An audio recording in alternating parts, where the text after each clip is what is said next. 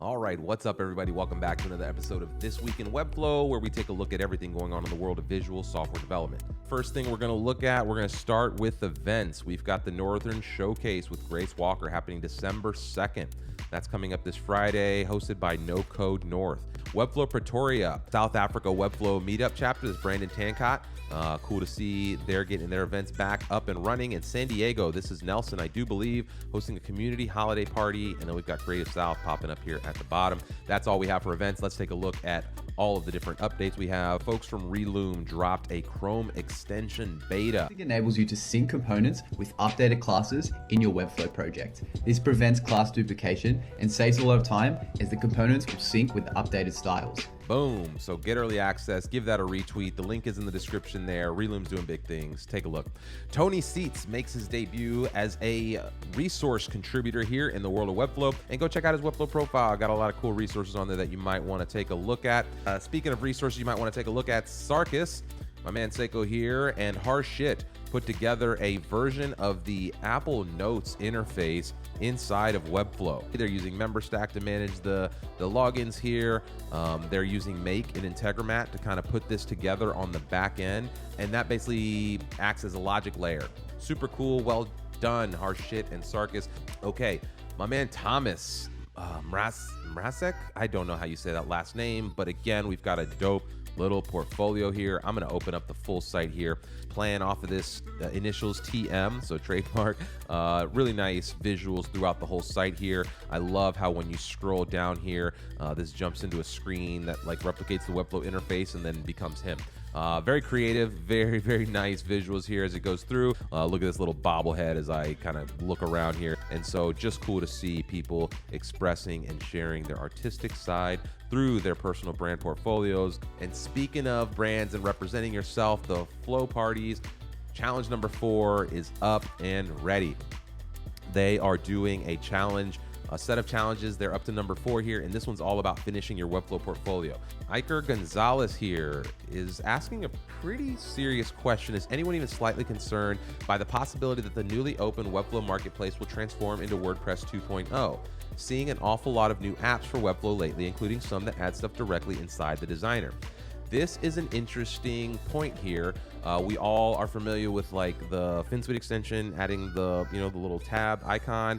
Flowbase does this now. Who knows how Reloom or some of the other apps. I've seen a couple other things popping into that designer interface, and it's not crazy to think that in not too short a time span, we're going to have more and more people trying to get into the back end of that Webflow designer, cluttering it up, injecting different elements, maybe adding banners, pop-ups, different things like that.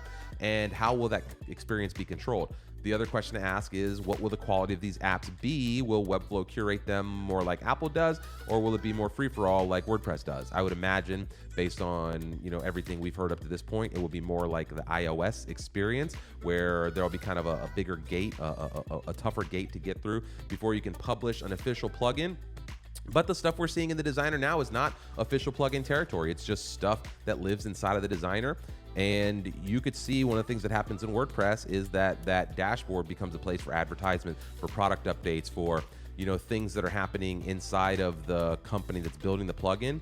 And you could easily see where next thing you know, the Webflow dashboard becomes a place where there's all sorts of notifications and badges and alerts and things. And yeah, it'll be interesting to see how that plays out. So good question there, Iker Gonzales. I think we have the Webflow folks. They launched a new website here that showcases all of the work. They do this podcast that helps, that shows people kind of flailing a little bit as they get started. So this is struggles with freelancing, struggles with starting a business. This is about getting started in the space. A lot of people are focused on what's big and popular and sexy and successful. This is more focused on the things that are like gritty and startup and rough and like not so polished. Definitely go check that out. Give the Webflow a follow and a shout out on your favorite podcasting platform. Let's see. Launchland. Oh no, this is the NoCodeCollab. I think this is Rachel from the Minneapolis Webflow meetup behind the scenes on this, doing a little survey here. Go ahead and share your thoughts with them. All the links for anything you're seeing inside of here will be in the description of this video. Alessia Senazaro. I don't know. I'm sorry if I'm butchering the names here, but she did drop some dope little resources. Let's take a look at what we got. A collection of 56 plus resources created by the community all in one place. So you can come in and search here. She's got some of the top creators in the space here, and you can take a look. flowtools.so. If you did not check the weekly flow last week, we're doing these weekly live streams. This is a lot of fun. We had the folks from this Datamaker project come over and share some of the AI tools that they're building with us. This was a fantastic sneak peek at what's coming inside of the world of Webflow, especially as it relates to AI. We jumped into the back end. Let me see the back end of this interface. This will write copy for you. It will write custom JavaScript for you. It will do things that they're not even sure how it works or what it's doing. Really cool to see the advances in the state of AI, but also as it relates to Webflow. They're now releasing a browser extension which allows you to take the tools that work on their website and put them inside of your Webflow website. Super cool. If you'd like to get action on that, DM there. Also, be sure you're checking in and dropping in those weekly flows. We do that Tuesdays at 12 p.m. And if you're building something, we would love to hear from you.